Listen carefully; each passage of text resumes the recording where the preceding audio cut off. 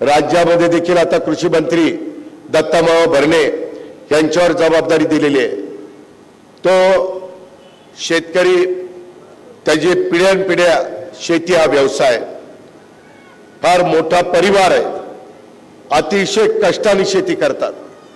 काही वर्षापूर्वी त्यांचा सगळा भाग हा जिरायत होता, लांब लांबनं पाणी आणलं, बोर घेतले, विहिरी पाडल्या। आता त्या परिवाराची 40 एकर केळी, 40-45 एकर डाळिंब, 50 एकर द्राक्ष। तुम्ही म्हणाल त्याला सिलिंग आहे का नाही? मोठा मोठा परिवार आहे, त्याच्यावर ते सगळं बसलंय आणि फक्त 15 ते 20 हजार टन ऊस त्याचा जातो साखर कारखान्याला। त्याला आता कृषी मंत्री केलाय, ती जबाबदारी त्याच्यावर दिली।